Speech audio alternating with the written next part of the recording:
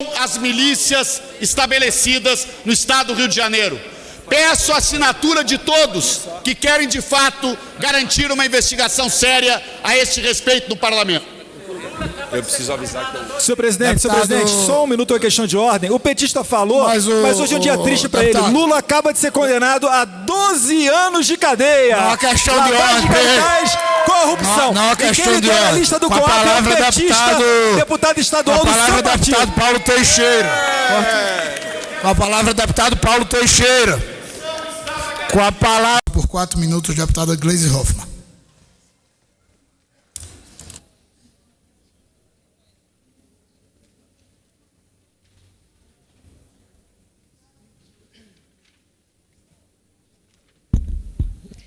Senhor presidente, senhores deputados, senhoras deputadas, que nos acompanha pelas redes sociais desta casa, não podia ser outra minha fala que não subir aqui e mostrar a indignação pela segunda condenação do presidente Lula, num processo completamente sem provas, aliás, num processo sem tipo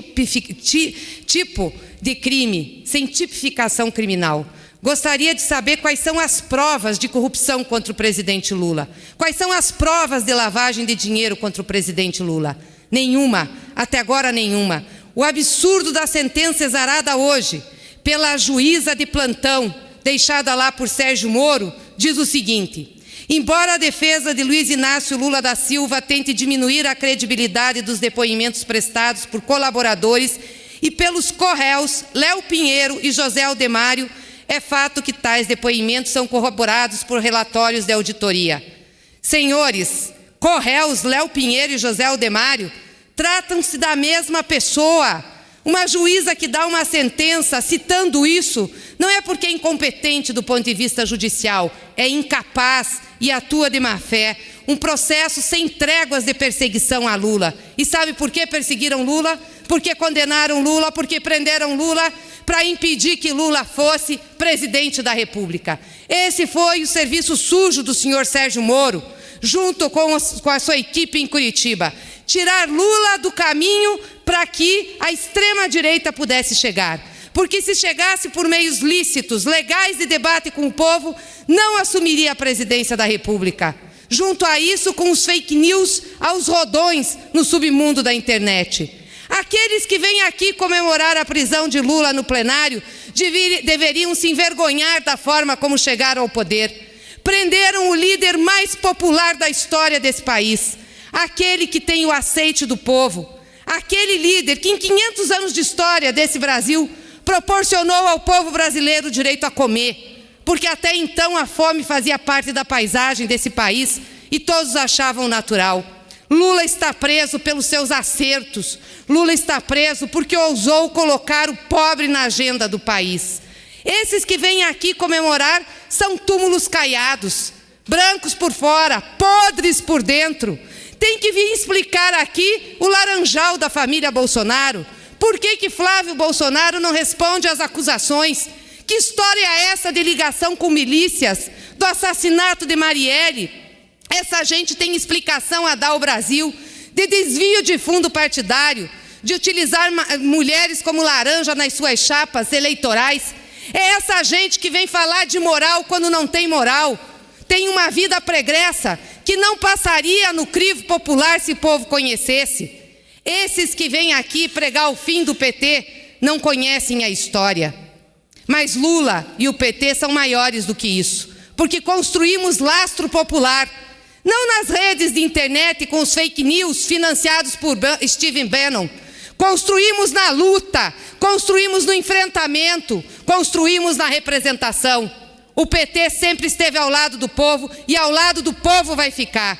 E nós vamos, com certeza, mostrar ao país, mas sobretudo à história, a inocência do presidente Lula, a injustiça, a maldade e a crueldade que essa gente está fazendo. Sérgio Moro e sua turma, Bolsonaro e sua turma, todos esses que hoje o perseguem pagarão o preço da história, porque Lula já está inscrito no seu livro, o resto ficará no seu lixo.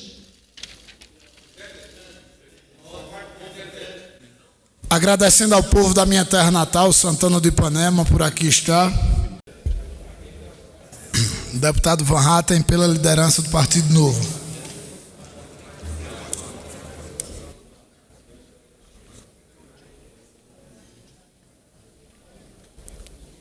Senhor presidente, caros colegas deputados, venho a essa tribuna repercutir a notícia de instantes atrás de que o ex-presidente da República, Luiz Inácio Lula da Silva, foi condenado mais uma vez, dessa vez a 12 anos e 11 meses de prisão por corrupção e lavagem de dinheiro, em primeira instância em ação da Lava Jato sobre o sítio de Atibaia, e recebo inclusive aqui, por dar a notícia, os aplausos do plenário. É notícia alvissareira para o Brasil, senhor presidente Bulhões, que nesta mesa esteve fazendo juramento em seu primeiro discurso como presidente da República empossado, Luiz Inácio Lula da Silva, a 1º de janeiro de 2003, e hoje, pelos crimes cometidos por ele, pela organização criminosa que em torno dele agiu, esteja ele cumprindo pena na carceragem da Polícia Federal em Curitiba. É notícia alvissareira porque no Brasil deve imperar, como em todo país sério, o Estado de Direito. Todos são iguais perante a lei.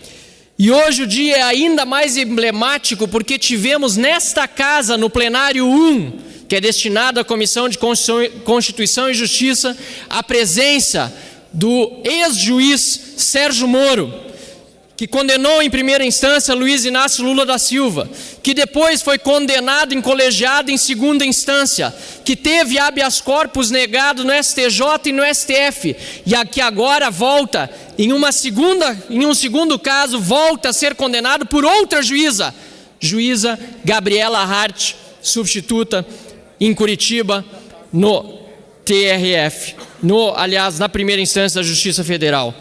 É importante dizermos tudo isso, senhor presidente, porque é revelador do funcionamento de um Estado de Direito, um ministro da Justiça que já não está mais vestindo a toga, que condenou Luiz Inácio Lula da Silva, mas hoje mais nada tem a ver com o caso e aqui no parlamento esteve para tratar de outros assuntos, demonstra que este caso, há isenção no julgamento e não há essa perseguição que alguns estão querendo erroneamente, equivocadamente, e diria mais, senhor presidente, de uma forma mal intencionada, aqueles que estão tentando denegrir a justiça nesse momento têm espalhado ser uma perseguição contra o Lula. Não, é uma perseguição contra o bom senso, é uma perseguição contra o próprio Estado de Direito.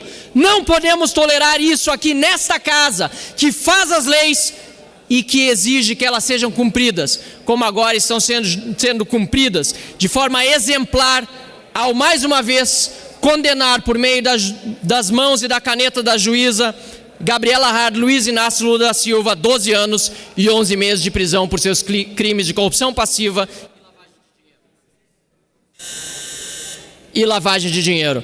É uma notícia alvissareira e por isso mesmo, senhor presidente, quero, junto com os demais deputados federais que aqui estão, para respeitar o Estado de Direito, congratular a justiça brasileira por essa decisão que há de ser confirmada também em segunda instância. Muito obrigado, senhor presidente. Deputado Cristino Áureo. Em seguida, deputado... Presidente. Deputado Cristino Áureo. Em seguida, deputado Felipe Barros. Deputado Felipe Barros. Senhor presidente, boa tarde, muito obrigado. Boa tarde, senhores, senhoras deputados. Senhor presidente, eu vi e li na imprensa mais cedo que o deputado Alessandro Molon protocolou, ou está em vias de protocolar, delegado Éder Mauro, uma convocação para o nosso ministro da Educação, professor Ricardo Vélez Rodrigues. Se isso for aprovado nessa casa, senhores deputados, senhoras deputadas, todos nós seremos vítimas e usados no projeto de autopromoção pessoal do deputado Alessandro Molon. Porque o Molon não está preocupado, nossa professora Daiane, deputada, minimamente com essa declaração dada pelo ministro da Educação. É a oposição por oposição, é a oposição irresponsável, é a tentativa de autopromoção. Se ele estivesse preocupado com a educação brasileira, senhor presidente, ele estaria tentando encontrar soluções para as heranças malditas que o Partido dos Trabalhadores deixou no quesito da educação no nosso país. Partido dos Trabalhadores este que ele fez parte por muito tempo. Ele estaria preocupado com os péssimos locais e lugares que o Brasil se encontra nos rankings internacionais, estaria preocupado com os 50% de analfabetos funcionais que saem das universidades brasileiras, com a evasão escolar, com as crianças que não têm professores em sala de aula. Se o Molon estivesse preocupado com a educação brasileira, ele estaria preocupado com os professores que estão em depressão apanhando em sala de aula, com as crianças que não têm um giz para o professor poder ministrar a sua matéria. Deputado Molon, Vossa Excelência já conseguiu o que você queria, os 15 minutos de fama, sua entrevista na Rede Globo, sua entrevista na UOL, já saiu no Antagonista. Agora eu peço para Vossa Excelência, deputado Molon, em nome das crianças desse país, em nome dos adolescentes dessa nação, deixe o governo trabalhar, deixe o nosso ministro da Educação, Ricardo Vélez Rodrigues, trabalhar.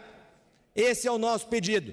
Não vamos fazer convocação nesse momento, senhor presidente. Isso é uma tentativa de autopromoção pessoal do deputado que está encabeçando essa convocação do nosso ministro Ricardo Vélez. Inclusive o ministro já se colocou à disposição dessa casa através da Comissão de Educação para estar aqui voluntariamente. Não é necessária a convocação. Muito obrigado. Deputado não... Deputado...